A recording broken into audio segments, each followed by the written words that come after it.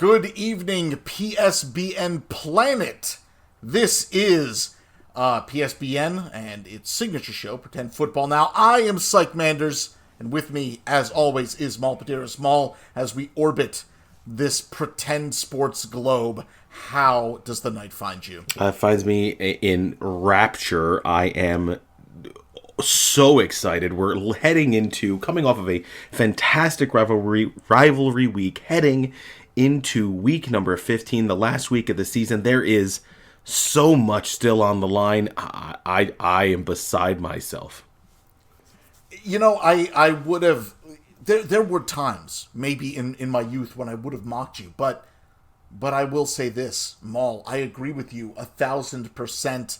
This smorgasbord in front of us, we are going to take deeper looks at it. We are going to definitely, break everything down. What an ending this season is going to be. It is going to be earth-shaking. Yeah, no, you're absolutely right. And, I just don't know.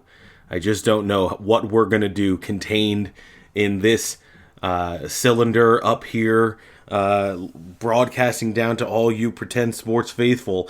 I hope you're ready for a wallop of an ending. Most definitely, a wallop is most definitely where we are heading. Well, I will cede the floor to you, Maul, as is my tradition.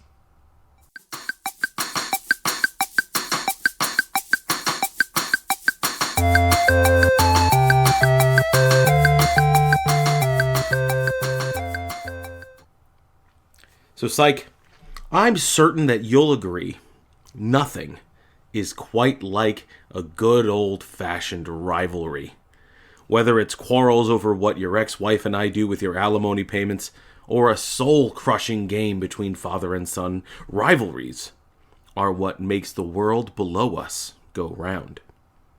The scorching hot 51sters and Coach Sean Martin came into rivalry week hot, winners of their last three and keeping their playoff hopes alive. They all Naruto ran into the boneyard to face off against the Tombstones, and Coach Scott Martin, his nemesis and father. The Glorpers had a strong middle lineup featuring big scores from Antonio Not Tony Gibson, Eli, Calm Down Giants fans Mitchell, and Tyler Lockett all beating their projections due to touchdowns in the game. Adam Thielen, unfortunately, shattered his ankle, yet another 1-800-MEDFUN call, barely played, scoring a dismal .5, and Kendrick Bourne lost his identity, only totaling 3 rushing yards and a woeful .3 points. Not the best day for the Glorpers, but would it be enough? Could the Cinderella season continue? Now, my notes say to pause for dramatic effect, but nope. Despite the majority of the Tombstones falling well off their projections, I'm looking at you, Dak Prescott, Zeke Elliott, Travis Kelce, Captain Kirk, and the COVID-ridden Myles Gaskin. Coach Scott was carried to the finish line by Compact Disc Lamb, who scored 19.2, the Dallas D's 24, how about them Cowboys, and Devonta Freeman's 18.2. In the end, this matchup featured the crushing of playoff dreams for the 51ers and the locking of a playoff berth for the Tombstones, 111 to 92.45. Glorp's side was seen shuffling in space shuttles, seemingly shocked their season survived as extensively as it did. In the final week, they play Funky Butt Lovin', who still has a glimmer of playoff hope. The Dead Men rise to the number 4 spot, now assured their playoff berth regardless of what happens next week. But a show of force may be in order against the third-ranked Cumberland Crew Pickle Boys in week number 15. This is a devastating loss for the 51sters. How did you see this one, Syke? Well, as far as that game went, It really was the end of a beautiful, beautiful dream. I mean, if you're... For anyone who looked at the 51ers and saw this team just schlepping it out week after week, how could you not be inspired? How could you not just stare transfixed as they clawed their way out from the squid tank, from the very bottom of the bottom? It was wonderful to see, but who better to break Glorp's back and make him humble than his own father. Yeah, absolutely. Coach Scott Martin has done really great things this season. He's positioned himself to do even more as the season continues. He's a lock for the playoffs now, and I'm sure he'll have a lot to say about who our eventual champion and who hoists the MAC trophy before it's all over. The only chink in the armor is if the Cowboys' individual players continue to have on and off hot weeks. I don't know how many more weeks he can get away with Dak Prescott scoring well off his projection, or Zeke Elliott seemingly to not take the field. But so far, it's worked out for him, and he's looking very strong heading into the playoffs. And one of our 4 teams that have locked up that playoff position. Absolutely, absolutely. Well, I would like to take a moment, Maul, and extend to you, despite what you said earlier, an invitation to my medical bay. Please do. I live for the medical bay. Absolutely.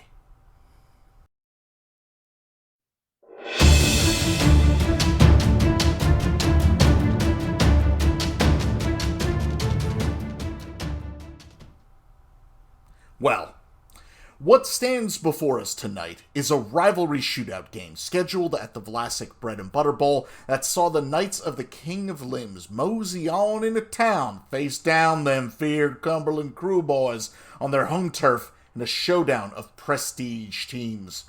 Coach Kylan and Codcall had shown over the course of the season that they would be the team to beat, currently feuding with the Luxacs and, of course, the Cumberland Crew themselves to find out who indeed was the king of the pile. This was a showdown of the superpowers, PSBN called it, and Coach Kylan enjoyed the findings of Gage Laser, giving Codcall a 2-point edge in what seemed like, on paper, a close-fought game. Of course, you don't just walk into the Bread and Butter Bowl and expect an easy time. That was certainly not on the Pickle Boys' minds, and their scores soon started to pile up. Kirk Cornishon Cousins ended up beating his 23.3-point projection with 23.6. Tampa Bay's Dylan-fused defense netted Cumberland 19 points, and while the Pickle Boys performed well, they definitely did have their share of stinkers out on the field. Jamar, I don't even know what to say. This is a Star Wars name. This man has a Star Wars name. Chase, he missed his projections by 4 points, and Amari Picklehands Cooper was off by a hefty 6. Evan Leadfoot McPherson managed to flub a kick, only putting up 4 out of a projected 8 kicker points. But would those standouts be enough to disarm the Knights of the King? Well, Coach Kylan did have his share of misfortunes out on the field. Cole Bucket Hands Beasley only managed 1.6 points out of his 10.3 projection. Tyreek No Neck Hill churned up a pedestrian 3.2 points out of 16 projected. And Mark the Long Divider Andrew did just over half of his projection, 7 points out of 12.14. However, what's managed to come to light here was that the King of Limbs did have some hidden weapons in his royal stores. Chief Gronk make him big play with 19.8 points over 11.8 projected, and the New England D surged with 16 points out of a projected 10.8. Damian Hotfoot Harris was there too. He did contribute to the board with 17 points out of his projected 7.6. Big earnings there. In the end, when all the dust was settled, it seemed that the Knights of the Kings of Limbs managed a win, 110.8 to 104.7. Now, while not quite as close as our own Gage Laser called it, luck seemed to be on the Knights' side this outing. With that win, the Knights of the Kings of Limbs continue to dominate the Death of the Dinosaurs division at number 1, though the Cumberland Crew sees their dominance continue to slip in the late season. And the Cumberland Crew looking to bounce back against the Pine Lake Park Tombstones in Week 14, while the victorious Knights of the King of Limbs, they look to step up to the Sacs to prove who's got the minerals at the top of the league. Very close game, well-fought game. I don't think any team can really walk out of there with their heads hanging low. They went at it, they tried, and looks like Coach Kylan was just the wiser. Yep, absolutely, and that's the skill of a former champion, Coach Kylan, knowing what it takes to win.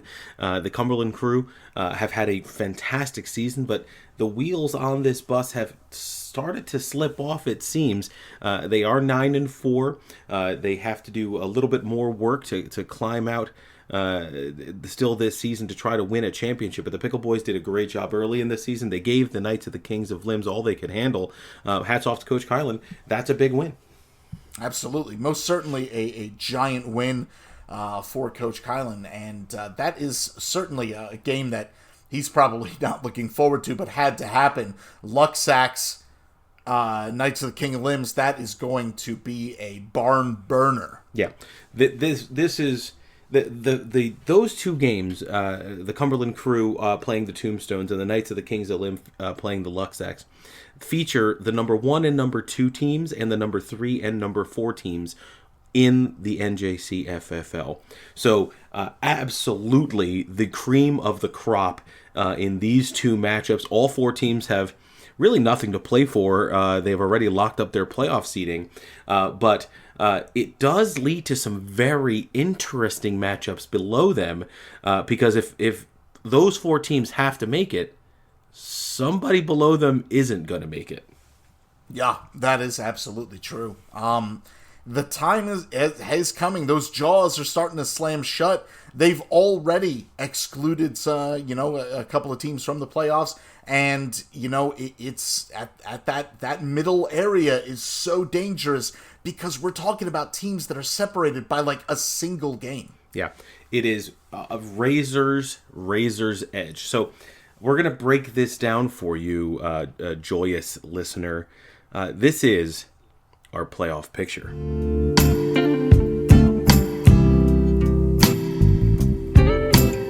Well, Maul, why don't you pick up your paintbrush and show us who's boss?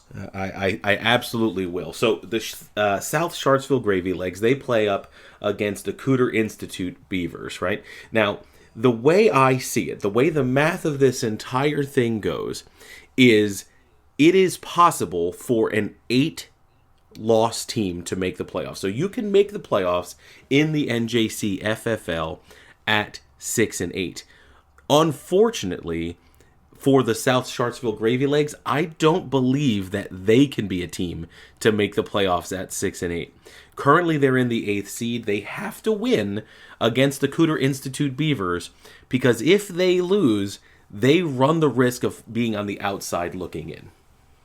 Sure, and this is, again, one of those side effects that we've talked about so many times, dropping those easy games, those must-win, well, not really must-win, excuse me, but those easy games, the ones that you just drop and you say, well, I'll get them next time. And before you know it, your record's 6-7. You're clawing for your very existence. Yeah, absolutely. And the Cooter Institute Beavers, they also don't want to lose this game. They don't want to be on the outside looking in. And I think that if they can win, if they can beat the South Sharpsville Gravy Legs, they are a lock. They will make the playoffs. After that, okay, let's talk about the Miami Uramies versus the Heartbreak, 6-7 and 7-6. Okay, the projections have the Miami Uramies winning that game, and if they do, they would lock up their playoff chance. Now, sure, if the Heartbreak can pull off the upset and win the game, they would be 7-7. As would Miami, and they would have the tiebreaker over the Uramies. So I think that if the Heartbreak can win and the Uramies lose, then the Heartbreak would make the playoffs, and the Uramies would probably be somewhere near that 8th overall seed. Yeah, that is correct. I have that certainly shook out the same way there. Currently, however, if I'm reading Gage Laser's tweets right, he does have the Uramies winning this by 30 points. It's scheduled to be a blowout. We'll see what the Beast has in the reserves. And the Uramies, they've been having a real tough time in the late season. We'll see if that trend continues, and maybe it will be the Heartbreak that sees daylight at the end of this game. Yeah, it's certainly possible, but I think the Uramies have something to prove. Coach Catherine, she wants to be in the playoffs, and she most definitely wants to be there if her father, the coach of the South Sharpsville Gravy Legs, Mike Cooter, does not make the playoffs. She's rooting for her uncle in this in the Sharpsville versus Cooter Institute game.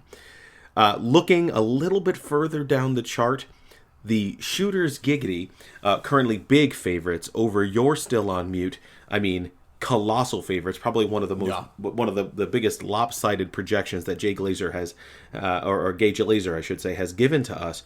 But if South Sharpsville wins this game, they'll go to 8-6. They should be a lock for the playoffs at that point. I think that they would end up sitting in that very fantastic 6th place, looking into the playoffs. Yeah, that is certainly right. You're Still on Mute has been kind of a mystery, that never very much information coming out of their camp, possibly because they are still on mute. They've been talking this entire time. We just can't goddamn hear them. That's very possible. And maybe next year they'll work out the communication kinks and potentially even, draft a team that make some waiver moves and address their team's shortcomings at some point in the season. I think we both have Shooters Giggity winning this game and yes, making the playoffs. But then we come to what I think, and I tell you, if you would have asked me this question, if this game was going to be relevant in any capacity 6 weeks ago, I would have laughed you out of this space station, Sike. But yeah, I would agree with you there. But Funky Butt Lovin' has rattled off 5 consecutive wins and is now 5-8, and they have the honor, nay, privilege of playing Glorp and the 51ers, who are just coming off of that soul-crushing defeat against the Tombstones. Now, this is I cannot believe that I am actually uttering this sentence. If Funky Butt Lovin' wins their game against the 51ers and South Sharpsville loses and the Heartbreak lose, Funky Butt Lovin' would make the playoffs as the 8th seed by virtue of the win of beating both South Sharpsville and the Heartbreak during the regular season, during that 5-game win streak. This would be the most astonishing turnaround in the history of pretend sports. We've had a long, proud history here at PSBN on reporting on pretend sports. This really would be, it would require its own special to even explain. I mean, the odds that faced Funky Butt Lovin' at the start, one of the joke teams of the league, down among the basement for so long, and just step after step building that record, clawing up. I want to see it happen. I believe in Funky Butt Lovin'. Yeah, I mean, look, if I was a betting man, I would not stand in front of that freight train as it rolls down the tracks. I would lay it all on the line. I think Funky Butt Lovin' wins this game. I believe that the South Sharpsville Gravy Legs and the Heartbreak will choke this away, and we will see Funky Butt Lovin' make it into the playoffs. And that's all you got to do. It's like, you just have to make it to the dance, because if you can make it to the dance, you can make some noise and maybe, just maybe, win a championship. You know what, I will say this, Maul. Shine on, you crazy funky butt diamond. I mean, that is just... what a way to go out. Yeah. I just want to see it happen. I'm so excited to see it happen. I couldn't have said it any better. You're absolutely right. This has all the trappings of the most phenomenal thing. I would even go as far as to say not even in pretend sports, but in all of sports history. It's unbelievable. It really is. It really is unbelievable. We shall see. Go, Coach Andrew. We're rooting for you up here in this space station, even though Sike and I have been on opposite wings for the last 4 weeks. It's true. I don't open the doors. I choose to have them locked because of how Maul decides to start. Oh, I don't know. We try to have nice dinner conversations up here. That can't happen anymore. No, it can't. Well, from all of us aboard this spinning prison of death in orbit around the Earth, this has been PSB1's transmission of Pretend Football Now.